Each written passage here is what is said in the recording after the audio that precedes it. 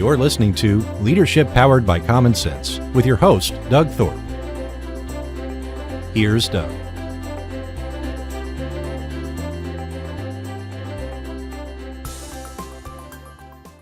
Welcome again, everyone. I'm Doug Thorpe, and this is Leadership Powered by Common Sense. Today, I have David Edwards.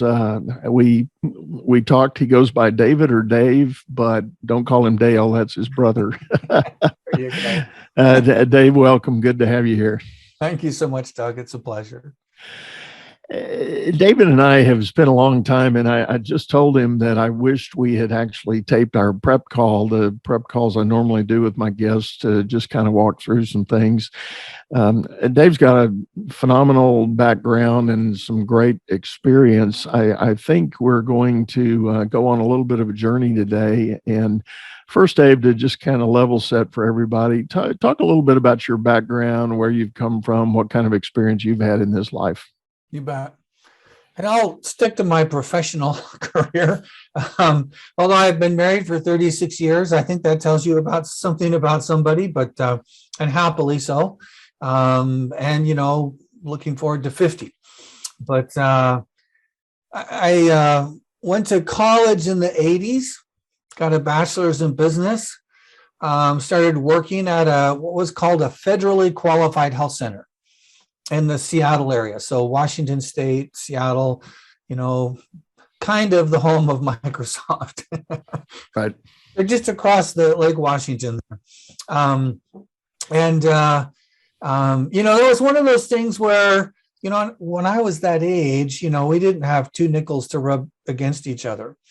But if I could have invested $50 in Microsoft in 1982 or whenever they came out, but everybody has one of those stories. My father-in-law, it was property in down in the Florida Keys. He could have bought a lot for $5,000 on the water. Anyways, but we all have a story like that.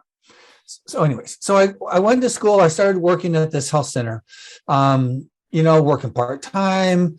I graduated. I became the business manager. I must have done a pretty good job. I helped us go from losing money to making money because we improved the efficiency of what in healthcare we call revenue cycle. It's how you get paid. In most businesses, usually they just pay you for what you do. But in healthcare, one of the reasons it's so expensive is there's 14 steps in between. It's just it's its whole thing by itself. But anyways, I was able to get a handle on it. We improved it. We did better. And I became their first CFO. And to cut 35 years of working short, I've been a CFO, a COO, Chief Operating Officer, or a CEO pretty much ever since. I've done a lot of turnaround work. I've done a little bit of startup work. I've worked, and I felt really privileged to have worked in some diverse settings. So I worked in Africa for a while, commissioning a hospital. I worked in Alaska with Tribal Health Consortium. And done a lot of different things. So that's kind of what I've done, in my career-wise. But now you've got some thoughts about the way that we traditionally go about thinking about business, and some great ideas on alternative ways to think about that. So set that up for us. Tell us where that starts. Yeah, it's interesting. Some of this thinking goes back to, have you heard of Peter Senge? No, don't believe so. So Peter Senge wrote the book, The Fifth Discipline. I think it was published around 1990, if I recall. But he has been very influential, in my own thinking. I feel like he's just a genius. And he, the colleagues that he's worked with out of MIT, and this whole thought process. And so what he talks about, and one of the things, many things he talks about, but is this idea of the mechanical metaphor that we work within. So I'll give him credit for kind of introducing me to that thought, which then I've, evolved on my own. But he talks about the Industrial Revolution. And before that, we really didn't have anything except the very simplest of any kind of machines, right? But with the invention of the internal combustion engine and then trains and cars and, and so on and so forth, right? Now we've been to the moon and we have the internet. And if you asked any of your listeners how it really works, we'd all be scratching our heads, yours with hair and mine lacking, but we'd be scratching our collective heads and going, I don't really know how it works, right? Most of us. But it's there and we use it, right? It's a tool. And we'd hardly even think about it anymore, right? We click on a button and all of a sudden you're in where you're at and I'm where I'm at, 1,000 miles or more away. And we're just talking to each other and you've got listeners all over the place listening in. So we have this kind of pervasive mental model that's built on this idea of a machine. And we see it in job descriptions. We see it in, the way we work with each other. We talk about driving change. I can't tell you how many jobs, we see what they're going to drive change and we're going to grow the business and we're going to, build and we're going to peak performance. And we talk about all this kind of stuff, cogs of a machine fitting together and working well seamlessly. And so we use this kind of a mechanical metaphor without even thinking about it, because it's been our entire lives, our parents' lives, and frankly, at our age, our grandparents' lives have all been really influenced and shaped by this kind of mechanical metaphor. And we want to be, high performing. I mean, and there's nothing wrong with high performing. I don't want to say that's wrong or that it's bad.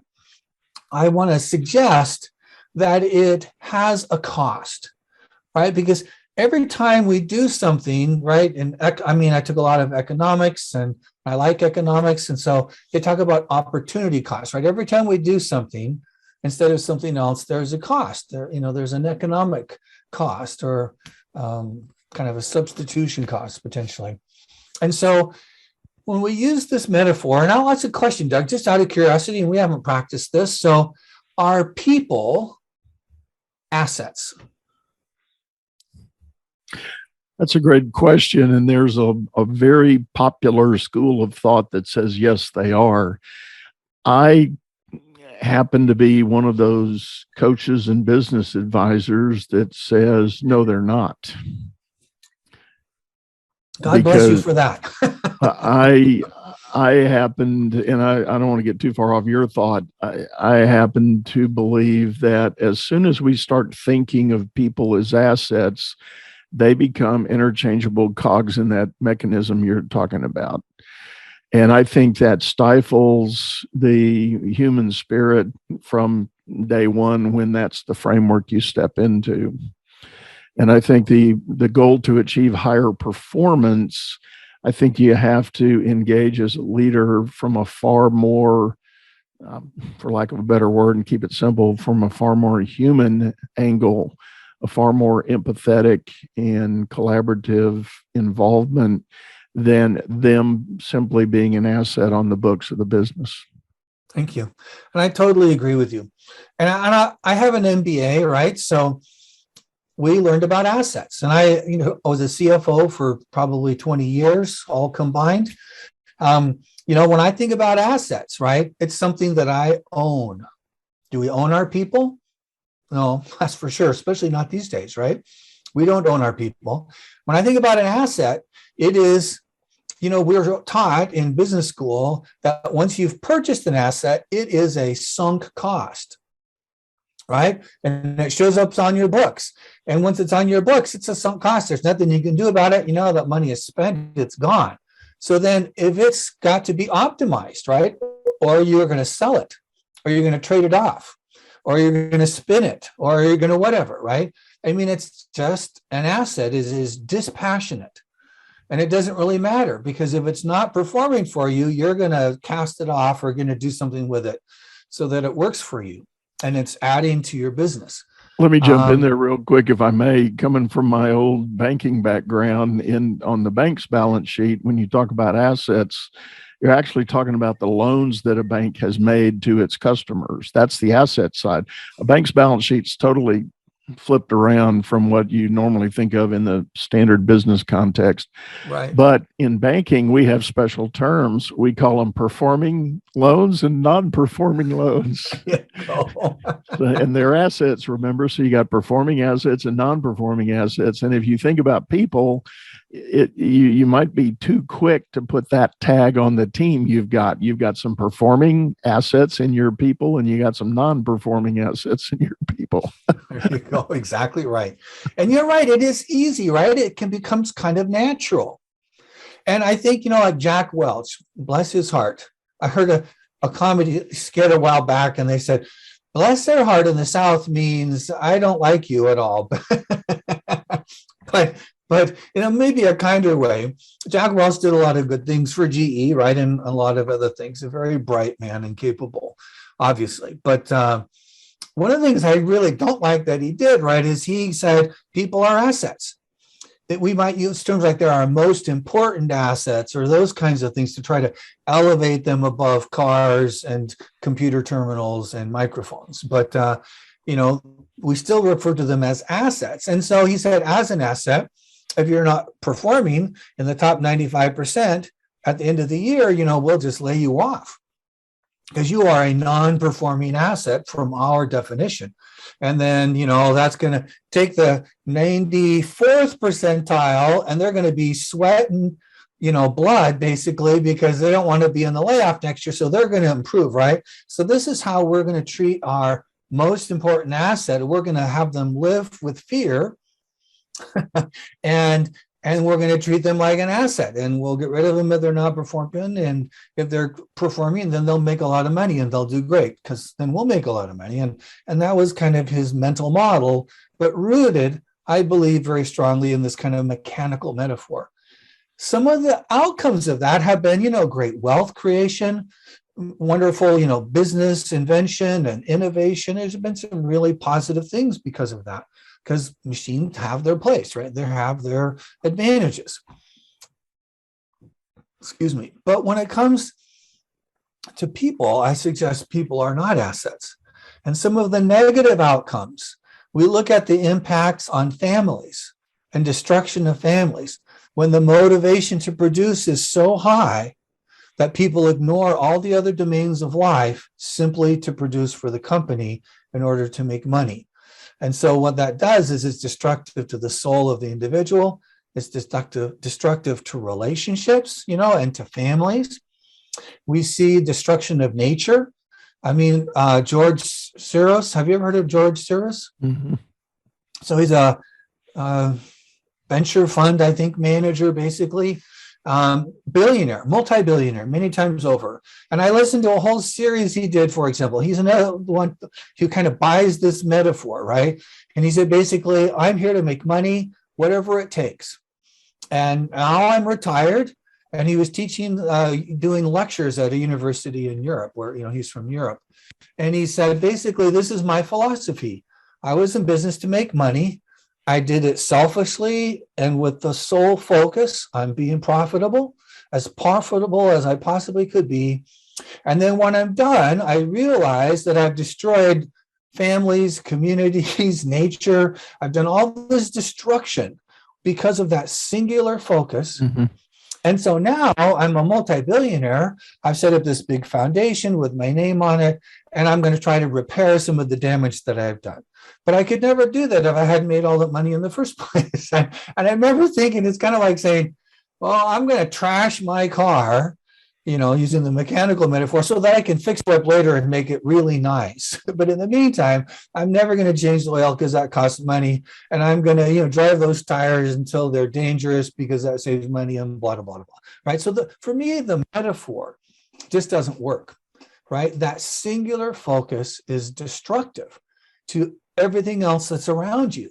And unfortunately, for the most part, we don't have to pay the price. Right? You don't have to try to repair the lives of the people who's, have been negatively impacted by it, or we don't have to, repair, the problems we've created in nature until we all have to deal with those things. But not at a you paying this amount of money level, but we all have to pay a price at some point. So I think the metaphor has kind of played its course. And it's time for the go back to a more natural metaphor. And I was a CFO of a heart institute, and I wrote a newsletter article, I think it was in the early 90s. And I said, we are leaders as gardeners, which was very unusual for most CFOs, I guess. But I had this idea, and I'd been reading some of Peter Senge's work and thinking about this and just thinking about my own life and my own career.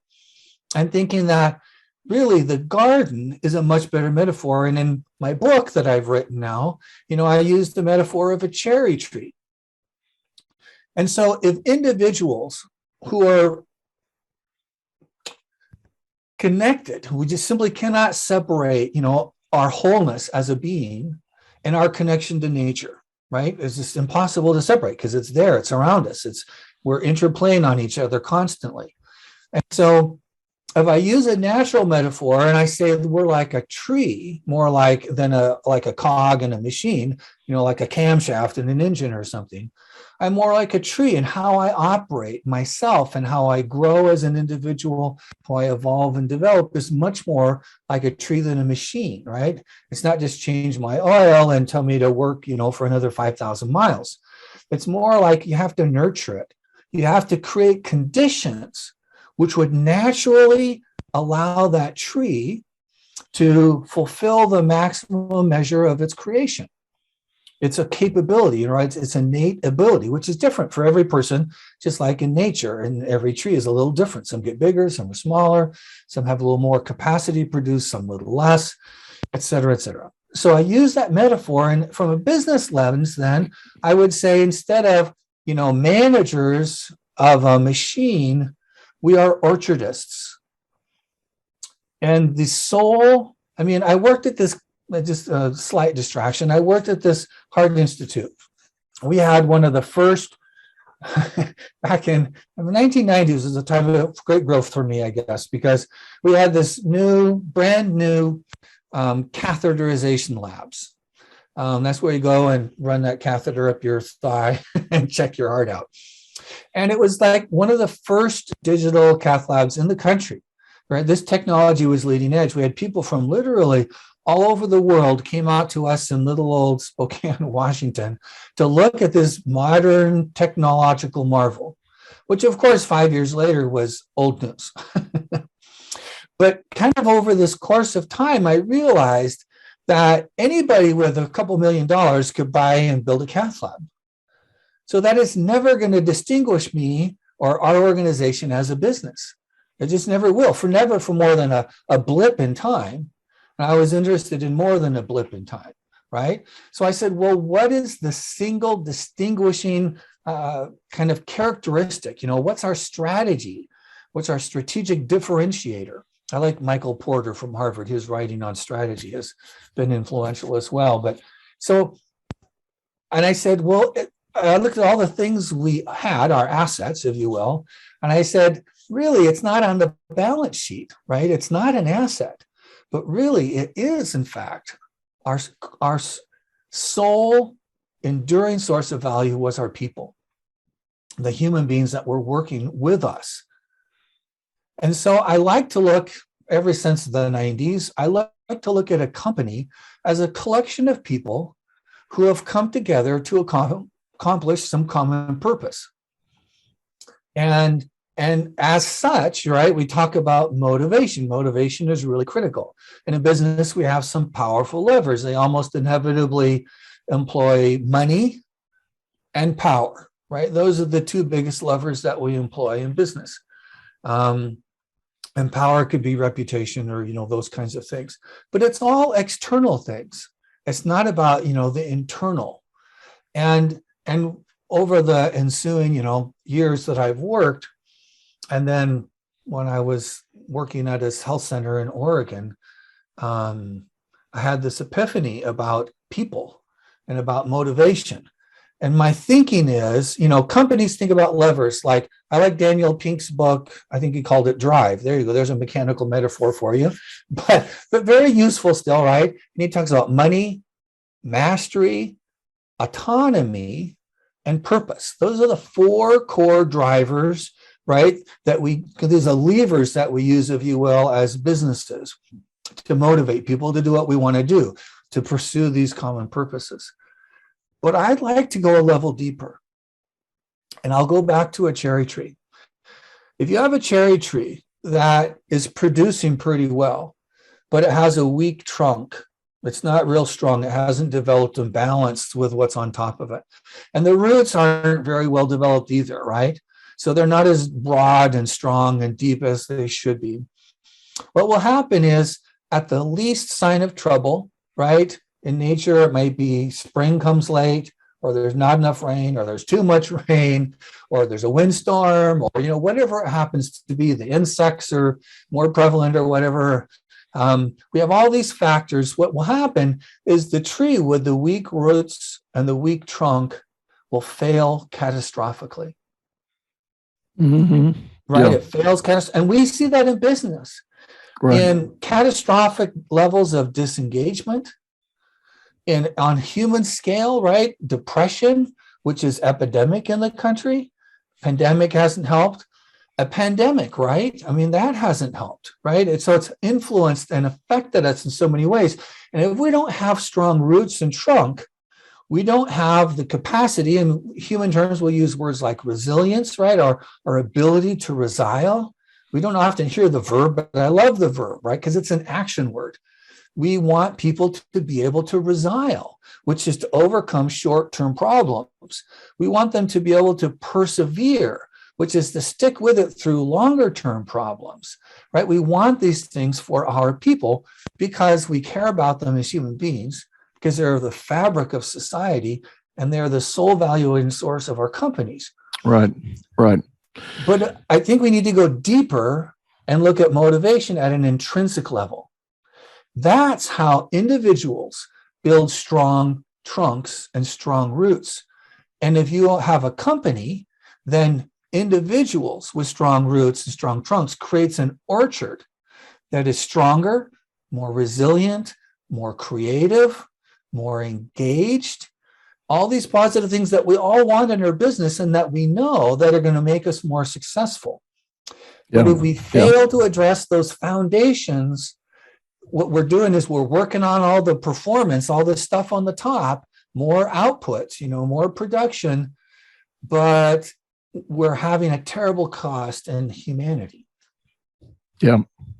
Well, Dave, I think that's great stuff, and we'll get into it even further in the second half, but we're already up on a break point here. So we're going to take a pause, everyone, and we'll be right back after this short message. Business is all about solving complex problems as fast as you can create them. Become the best problem solver by leading others to greatness too. And the first step is going to DougThorpe.com. Doug Thorpe is known globally for coaching entrepreneurs and business leaders, improving their performance and the work output of everyone surrounding them. You can find health, wealth, and happiness by learning to lead others to health, wealth, and happiness. Go to DougThorpe.com now and order Doug's books or hire him to coach your managers. That's Doug, THORPE.com. Well, welcome, everyone. We're back. And again, I'm talking to David Edwards. We've been talking about this traditional metaphor for business and the fact that ask yourself, are the people on your team, are they assets or not? And I think we did a pretty good job of exhausting that. He and I unilaterally took the position, no, we should stop thinking about people as assets and start thinking a different way. So Dave, let's pick up with the idea. The Great Resignation is telling us people are pushing back against the traditional work environments they've been accustomed to and the traditional way that managers and bosses treated them, looked at them. There's many anecdotal stories and surveys and data that's telling us that now. So the big question becomes, what is a company owner or a department manager supposed to do to turn the tide and become that right kind of leader that can shift to better engage with the people they have working for them? I think the first thing that you can do as a leader, and I think that all of us need to do anyways as individuals, and there's so much research behind this. It's not just some philosopher that said this is a good idea and we all kind of, caught the vision of it, right? There's really a ton of research behind this. I think a core thing we can do is to simply ask some different questions. I think as a leadership team, and I really recommend it as a team, if you can do it, you're going to get, richer input. You're going to get broader perspective. And as a CEO or as a manager, I've always, tried to work with the team and solicit input from all levels. But I would start asking some different questions. I mean, first of all, you say is, do I buy off on this? Doug and Dave were talking about this. Do I believe there is such a thing as a mechanical metaphor? Has it really influenced, society? Is it kind of like, what do they say? Fish are the last to discover water, right? And so, is it there, but we've never thought about it? So I would just start asking yourself questions. Is that true? Do you think that's accurate? Is it realistic? And if you come to the similar conclusion as many other thoughtful people, then you might say, okay, then how has that influenced us, right? How does that cause me to think about my people? And how have I thought about them? And kind of the next level of that question, right? So the Japanese thing about the 5 whys, right? If I have thought about it, how has that demonstrated itself? And you have to look at principles, you have to look at policies, and you have to look at procedures, right? You kind of have those 3 levels of kind of thinking or application in any organization. And so how does that metaphor reflect itself in the principles that we've adopted that we said are important to us, in our policies and in our procedures? So the day-to-day work, our human resources policies, our handbook, our kind of how we interact with each other, how does it influence all of these different areas, and how is it reflected in those areas? Because if we don't go a little bit deep on that, we're going to have this epiphany. We'll think, yeah, I'm going to do better, and then it won't go anywhere, right? Because there's going to be no depth. So you have to think about it at the level of all these different artifacts that affect how a business functions and operates. And it changes expectations, frankly. Yeah. I think that's a really critical starting place. And I'm reminded and I reference this a lot in my work, and even in the last book I wrote, that, our friends at Google did a famous study a couple of years ago. They called it Project Aristotle. They were puzzled by the fact that as high a standard as they have for hiring people, they discovered once people came into the company and got assigned to work teams, some teams perform far better than others. And they used their brilliance over a 2-year period studying this to determine the number one factor was something they called psychological safety. And when you read the study, I like common sense answers. The real word for that is trust. So the managers built an environment of trust where the employees trusted each other, they trusted leadership, and with that veil of trust around them and a blanket of trust warming them and nurturing them, they could perform at a higher level. They weren't afraid to throw out a, quote, stupid question or a silly idea, because nobody would say anything bad about it. They would just be able to pick it up and work with it. That's great. I like that. That's a great insight, right? And there was a book. I mean, Stephen Covey's son wrote a book called The Speed of Trust. Right. And, that whole idea of, and so here's just a thought, because we're getting to this is like a value now. Right? We talk about trust, it's a value. Trust is something that you and I have between each other, right? So in an organization, we talk about trust and it has to involve multiple people. Otherwise, there isn't trust, right? It becomes something individual. But everything that comes between people is, requires some kind of change or process or reflection at an individual level. And so at businesses, we like to think about change at this big level, right? We're going to change our philosophy. We're going to change our mission. We're going to change our vision, change our values, all these kinds of things. We're going to change our strategies. change our operations, right? And so hopefully somebody's inspired by this. And they go, yeah, we want to change some things, right? But change inevitably comes down to a single person. Mm-hmm. And so I would offer as a second thought, if you have things that are important to you as an organization, like your mission, your vision, and your values, right? Really the foundations of any company. And if you haven't put serious time and thought into that, I don't know how you've survived for any time at all. Agreed.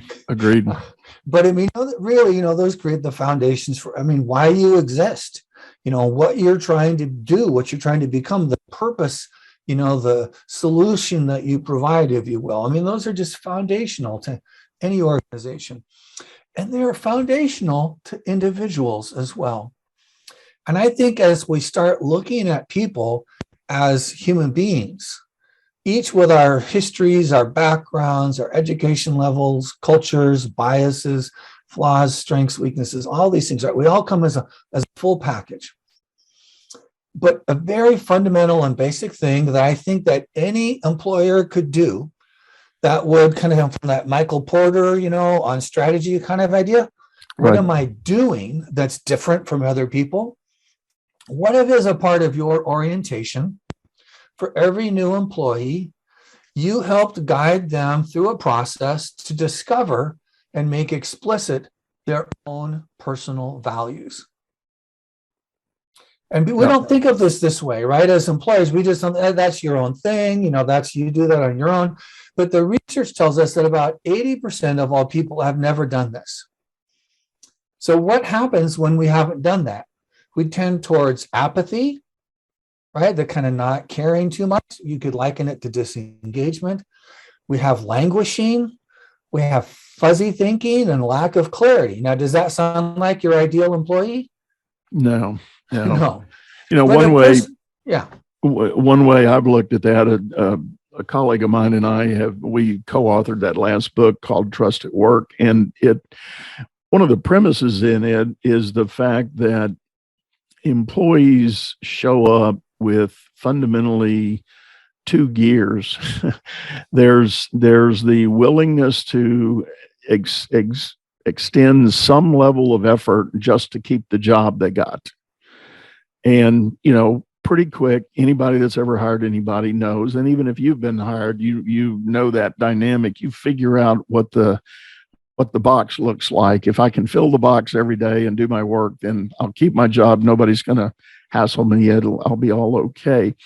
But the truth is, every one of us has another gear. We have another overdrive that we can get into. We can push a little harder, be a little more intentional, be a little more contributory to success. And it's something my colleague and I call discretionary effort.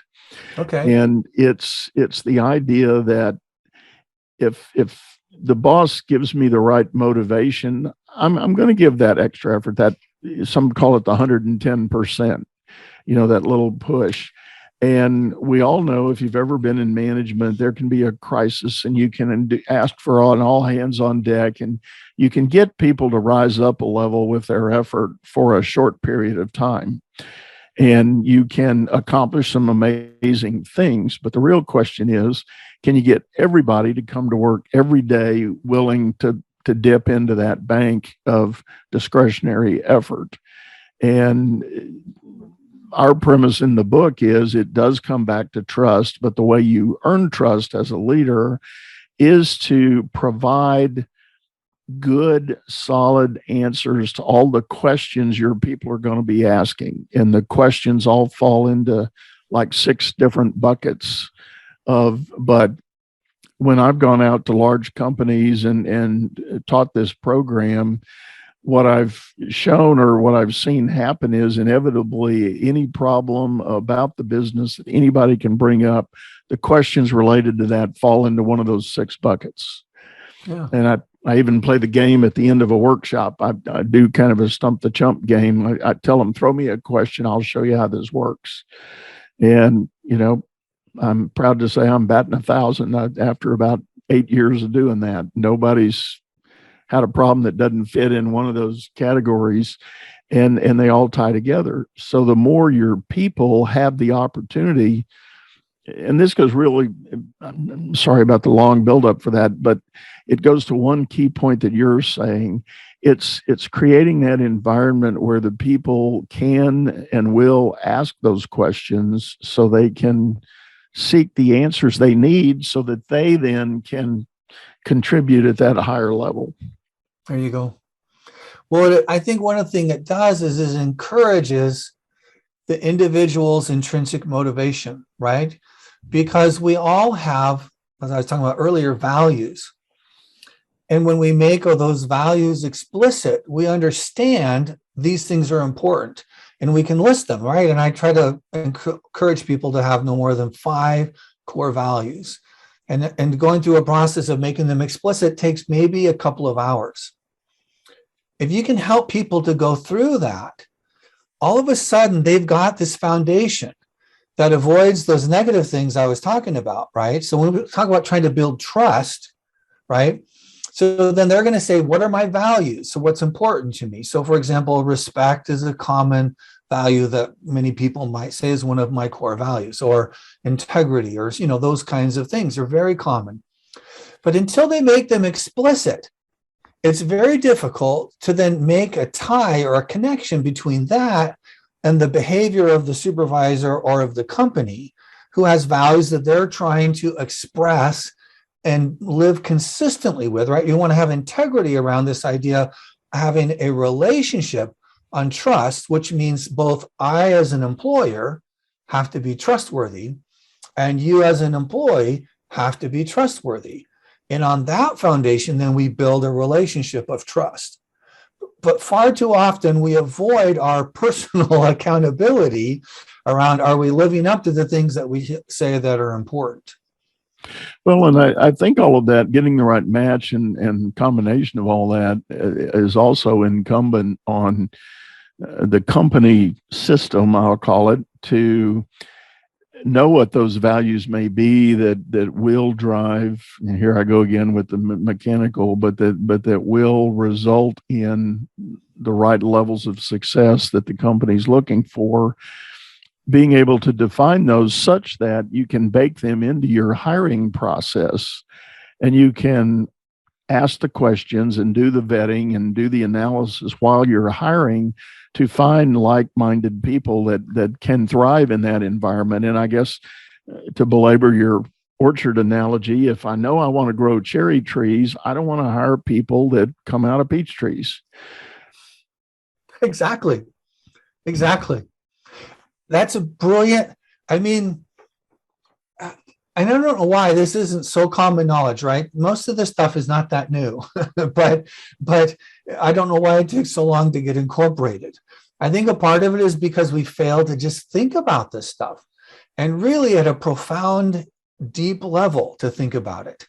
But it just makes sense, right? If I'm looking for cherries, then I want to hire people that are going to produce cherries for me.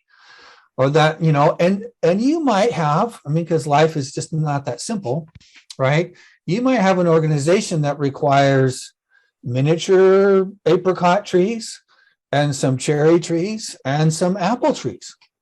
You may have different things, right? Your life is more complicated, but you got to figure out how to nurture and create an environment so that the individual trees at different levels or in different roles of your organization have what they need so that their intrinsic motivation, right, their trunk and their roots are strong enough that then they contribute to the overall orchard in a natural way. And it doesn't take all the effort, right? We try program after program.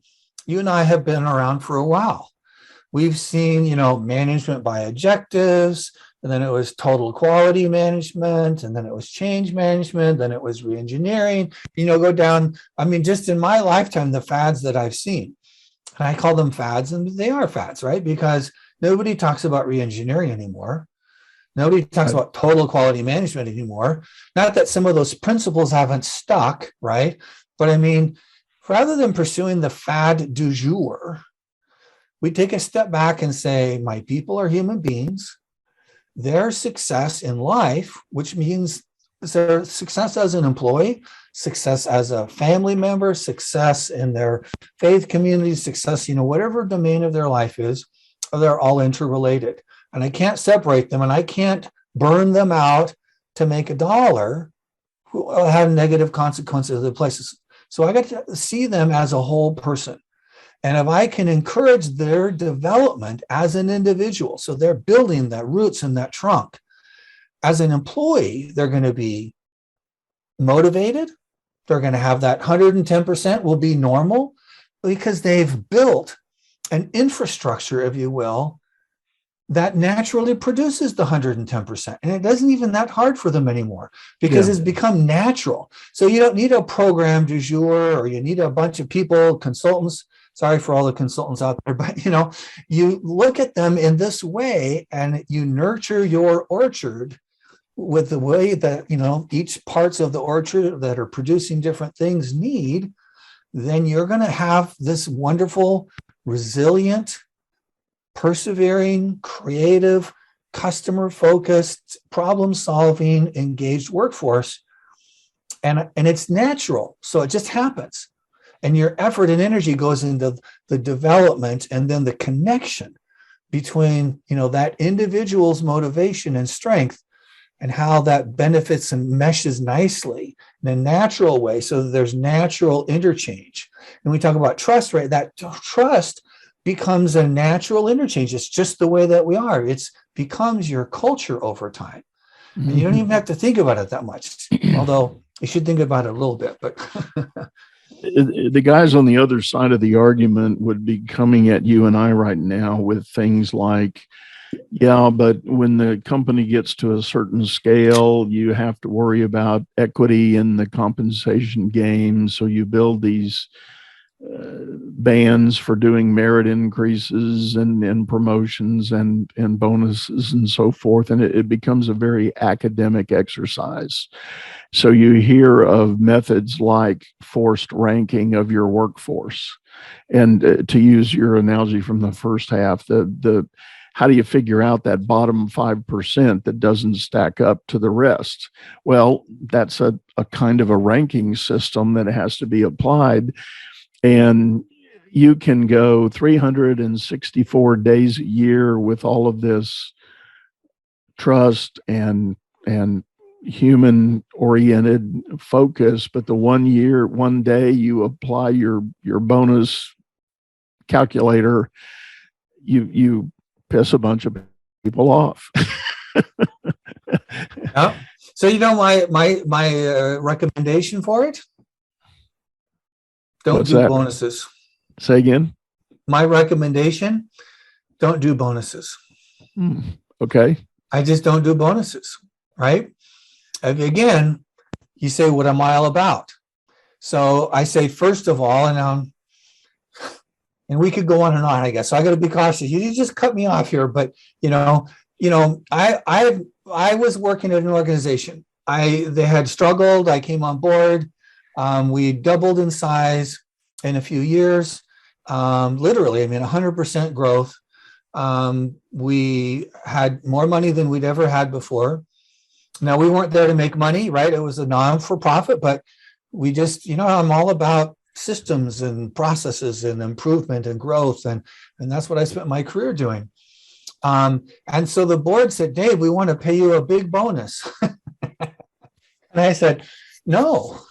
I know I'm weird, but I said, no, because if you pay me a bonus, you have to pay everybody else a bonus. I won't take a bonus from you unless you pay everybody else a bonus as well, because that says that Dave created this. I said, I am one person out of 180 people.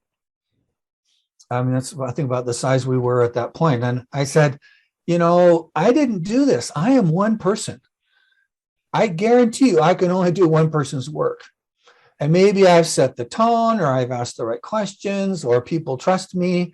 All those kinds of things. But I said, it's not about the money, right? We rely way too much on money as our primary motivator, when that's not really the reason we exist, right? That's really not.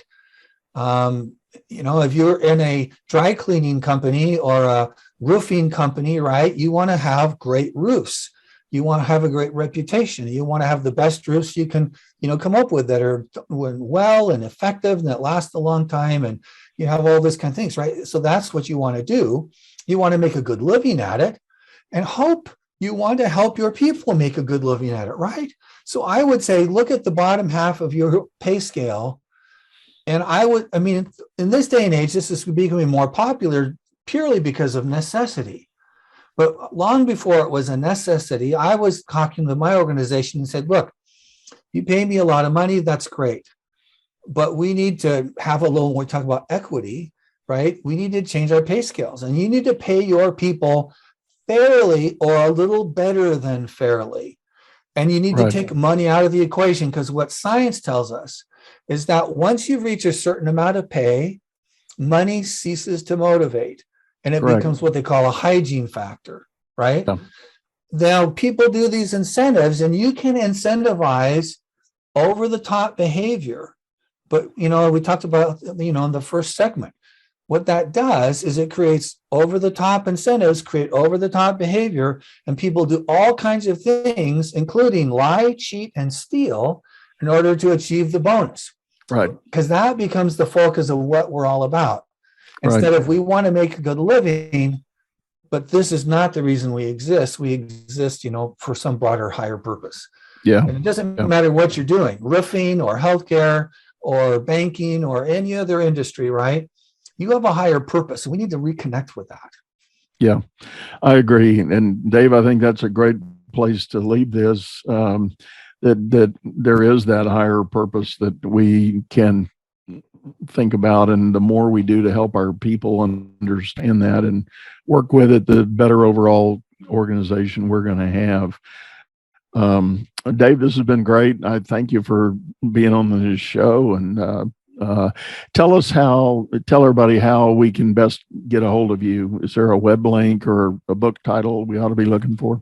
Here you go. I wrote a book, just published it in January. It's called New You, Who Knew? And it's designed around the 10 core principles of personal or intrinsic motivation. Okay. And the book guides a person. I love this. I got a review earlier this week, and they said, it's like, so this is encouraging to me, because when you write a book and you don't have a big platform, this is a long slog, to try to make a living as an author. But they said, it's like my favorite professor without talking down to me at all. So I wrote the book really for your frontline employees as a guide to help them develop that strong roots and that strong trunk. As an employer, what you can do is give your people some encouragement and some time to allow that focus on growing as a person, so they naturally become the person that's going to engage with your organization's broader purpose, your broader vision, your values, and your strategies, and unleash organizational motivation that becomes normal and natural. And so you can look me up at davidredwards.com. That's my author website. And the book is New You, Who Knew? All right. Well, that sounds great, Dave. And thank you again for being on this show. And everyone, we're coming up on the end. And again, thank you for listening in. You're listening to Leadership Powered by Common Sense.